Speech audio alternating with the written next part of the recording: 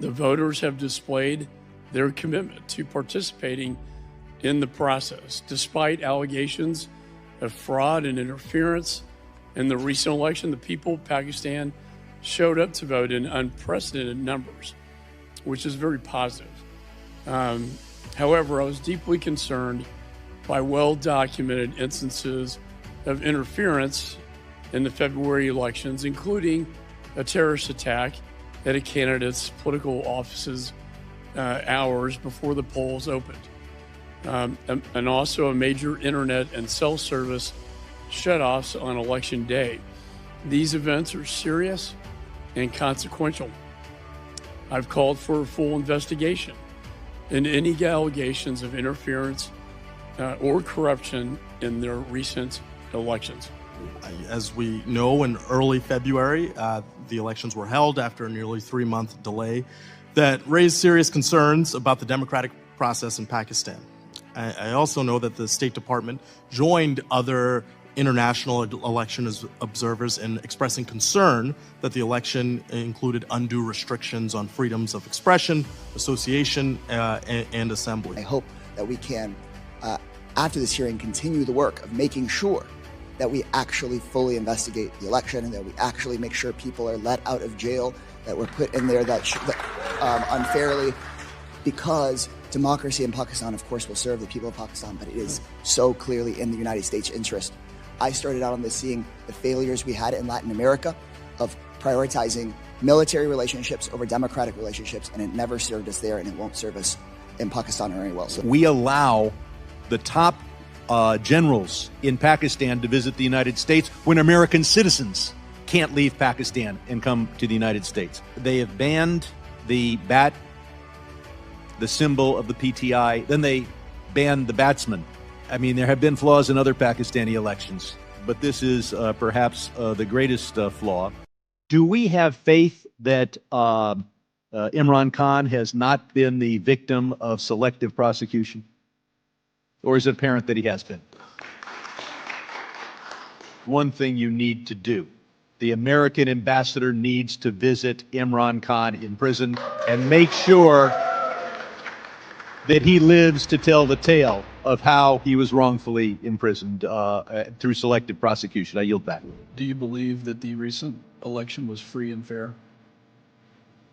Sir, we have never used the term free and fair in the characterization of this election. To what level, then, would you say interference happened?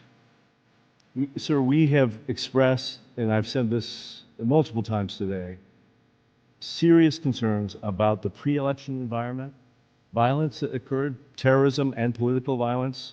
We have expressed concern about the failure to register individual candidates and political parties, the mass arrests of those in opposition, the shutdown of internet, and the censorship and pressure placed on journalists. We have substantial leverage in Pakistan in two ways. First, the IMF, where we have a loud voice and we should use it more often. And second, we could deny visas to high-ranking Pakistani officials. We need to focus on human rights in Pakistan. I'm particularly focused on Sindh and the disappearances there, the forced conversions, young girls forced to convert and then marry old men. And we've seen throughout Pakistan a blasphemy law that allows a person to complain, and all of a sudden someone who's not Muslim usually is subject to detention and even execution. But the greatest problem is Dr. Afridi.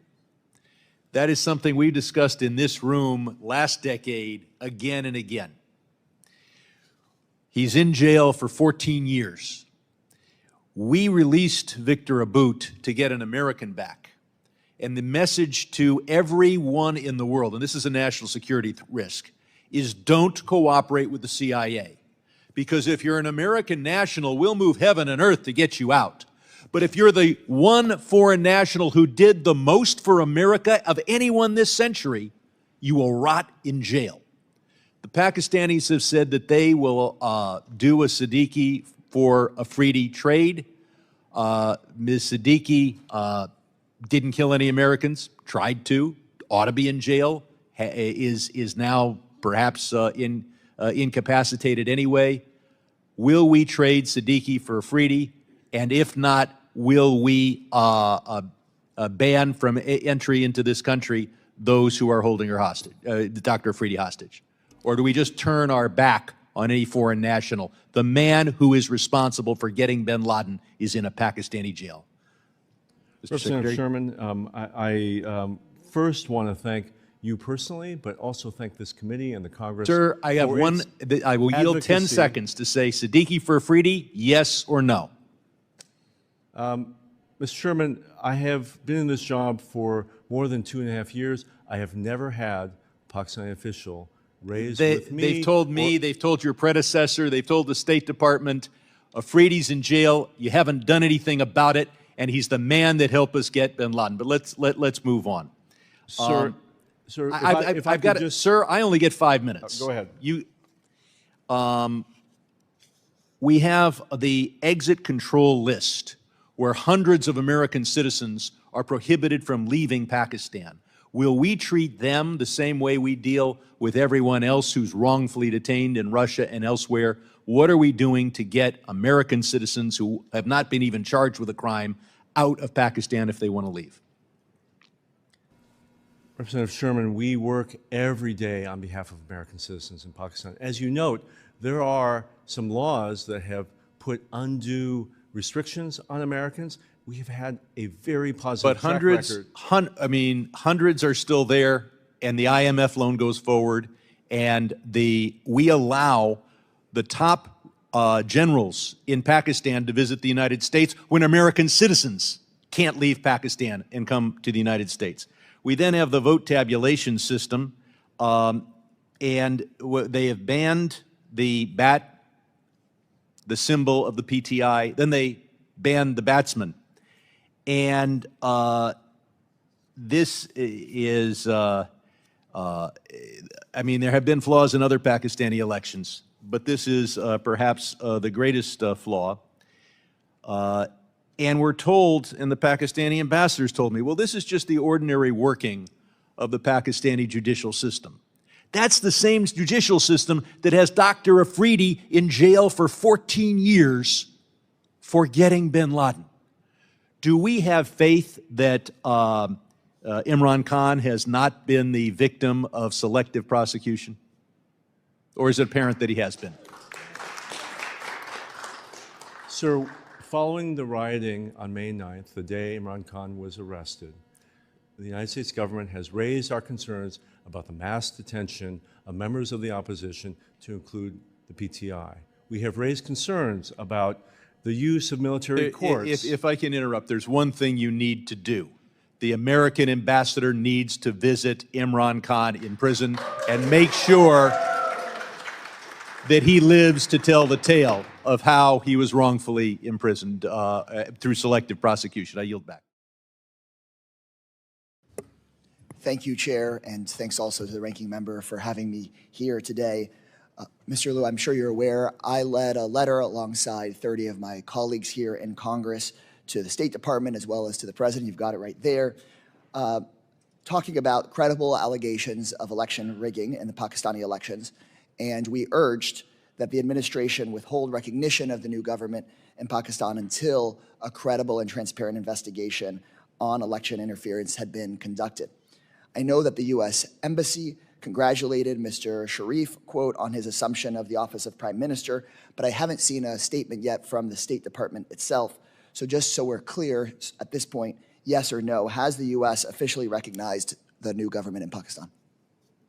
Representative Kesar, I would like to answer with a yes or no. The actual answer is a little more complicated, if you'll allow me.